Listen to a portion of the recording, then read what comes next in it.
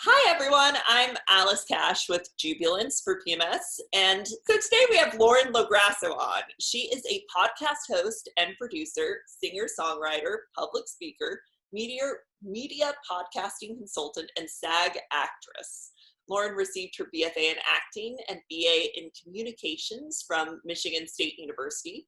And she traveled to LA to complete her last 3 credits with an internship on The Ellen Show and decided to stay and pursue acting. Within weeks of her pursuit, she got her first acting role and joined SAG, but soon after, with the constant rejection and less than fulfilling co-stars, acting started breaking her heart. As is so often the case, that pain turned into purpose when Lauren picked up a guitar and wrote her first song. Within 9 months of writing that song, she played the House of Blues, Sunset, the Viper Room, and Hard Rock Cafe. While continuing to pursue music, she also started to follow her love of talk radio and got a position as a host on AfterBuzz TV, which led to becoming the EP of Maria Menounos SiriusXM Show, Conversations with Maria Menounos, and a host and producer on The Tomorrow Show. She now works as the executive producer of female content for a podcasting company called Cadence 13, where she works on hit shows like Brene Brown's, Lauren Conrad's, Girl Boss Radio, the Goop podcast, Meaningful Conversations with Maria Shriver, and From the Heart, Conversations with Yoga Girl. In addition, she independently produces and hosts her own podcast, Unleash Your Inner Creative. On the music front, you may have heard some of her songs, and she also is working on a new debut EP, Road to Glory. A true Renaissance woman. We're so excited to welcome her on to Weekly Woman today. Thank you for coming on. Oh, thank you for having me. I know, it's such a mouthful. I was like, oh my God, we got to get them to buckle up for this one. Yeah, so we have a lot to discuss. We have so much to talk about. You've had all of these different roles. How did you come to the life of the artist?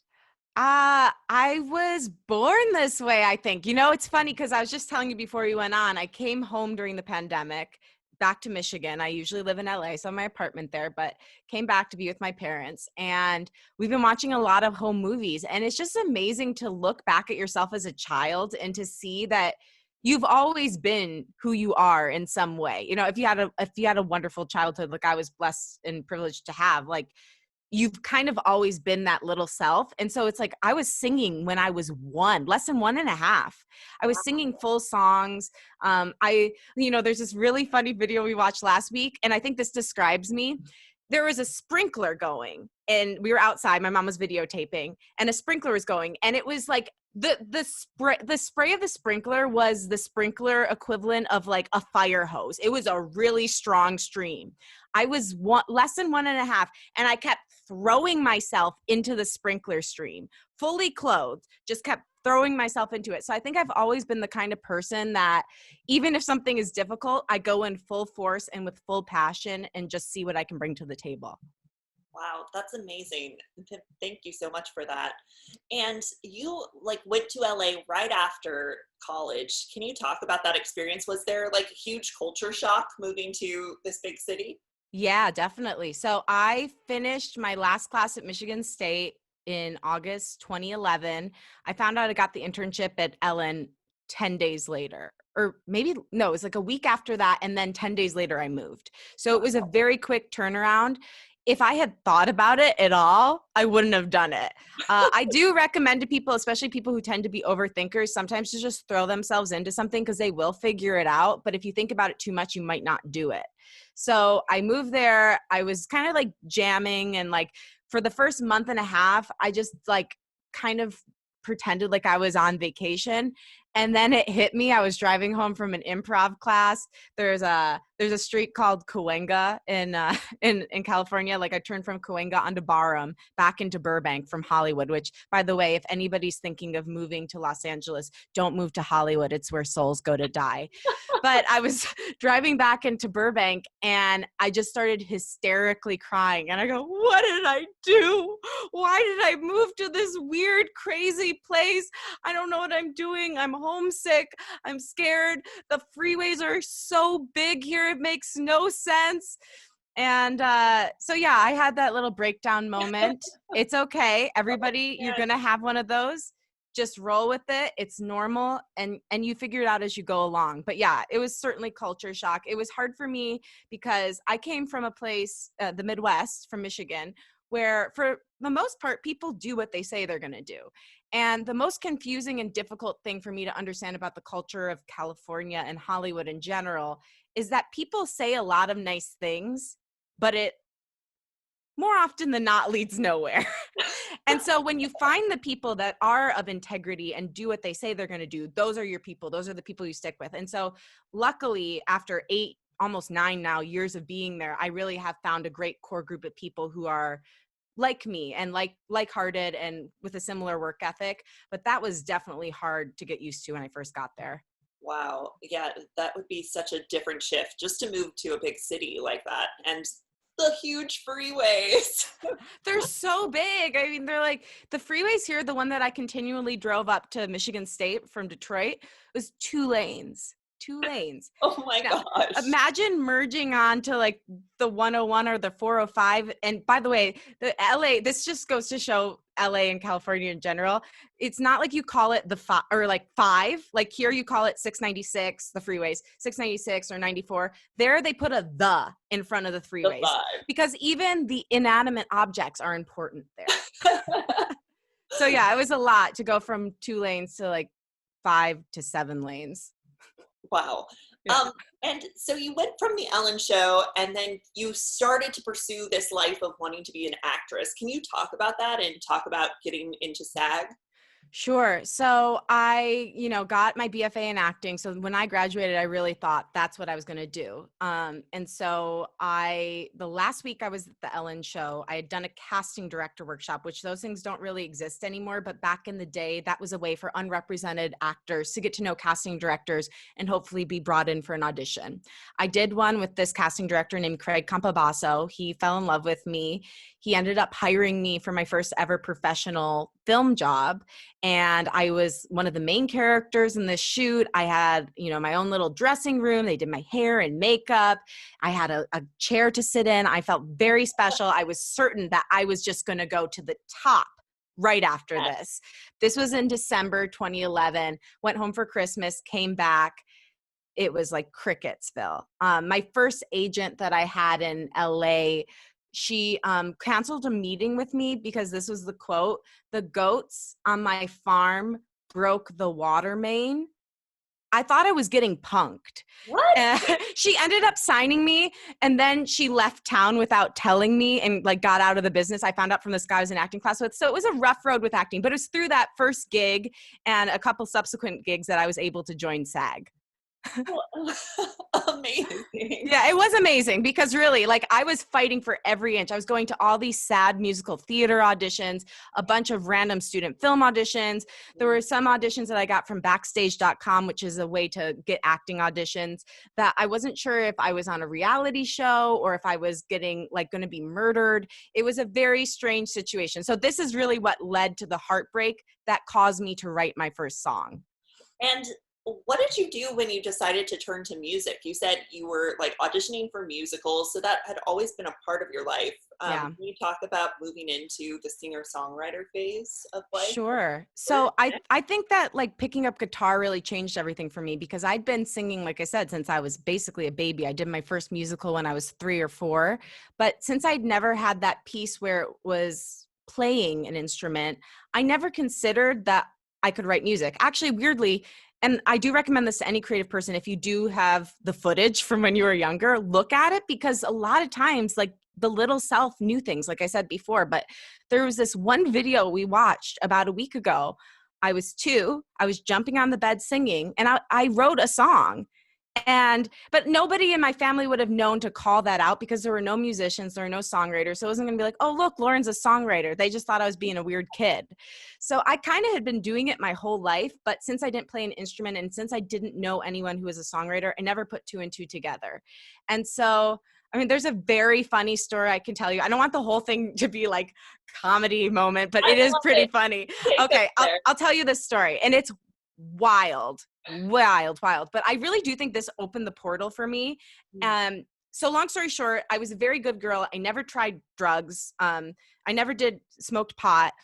The last, one of the last days of my senior year of college, and they will tie together, I promise. One of the last days of my senior year of college, I was, supposed to sing at this award convocation. I was so excited about it. I had tweeted about it at the time.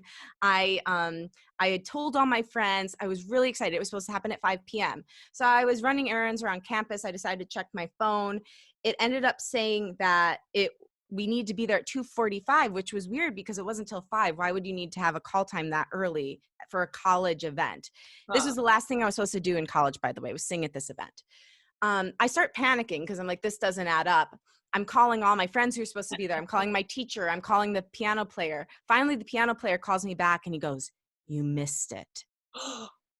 I was hysterical because this was the way I was going to be remembered forever in college.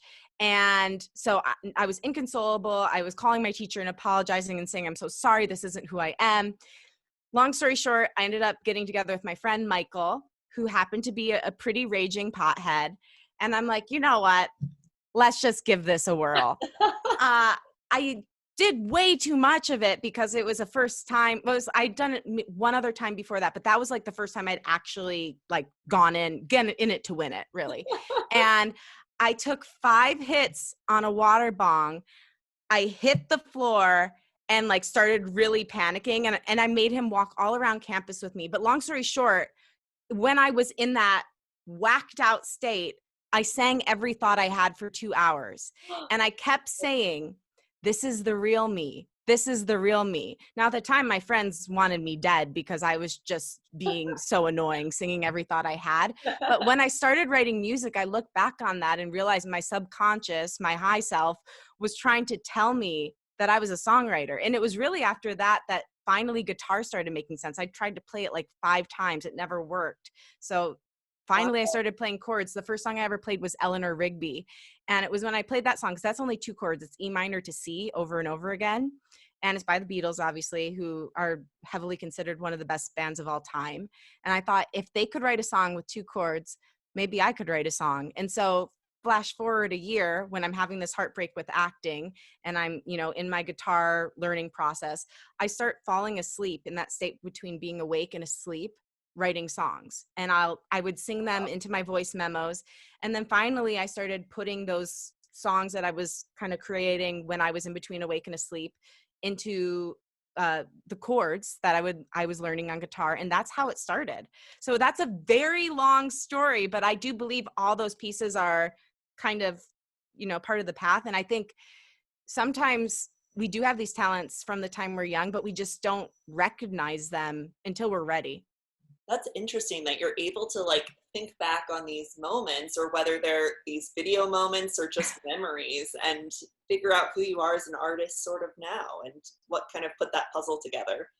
Can you talk about Road to Glory, and when is that coming out? How can we stream it, and what was it like creating that? So Road to Glory is actually out now. I have Road to Glory, Rise. Oh, you're talking about EP. Okay. So my single Road to Glory is out now. I have my other single, Rise, and then Like a Bomb is also out. Next month, yes, in August, I have to think about what month it was. In August, I'm going to be putting out my next single. It's called Freak Show.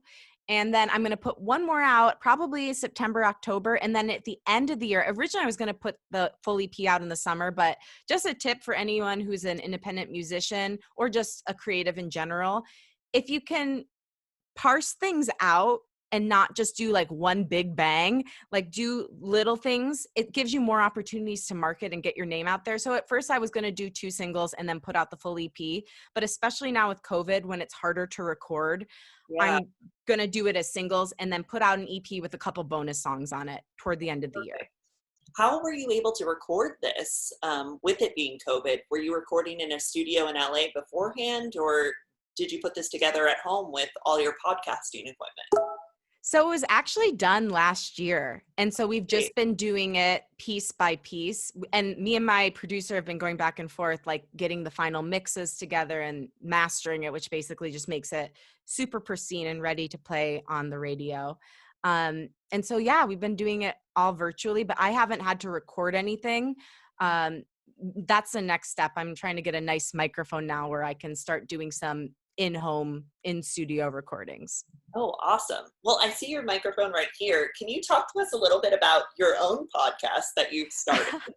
Yes, of course. It's called Unleash Your Inner Creative. And the goal of the podcast is to help people make creativity the filter for their life, redefine their relationship with fear, take it out of the driver's seat so it's not making decisions for them, and step more fully into the essence of who they are. And, you know, a lot of it is, you brought up a great point that I like to trace the lines of kind of your creative life to figure out where these things came from and how you can best serve who you truly are.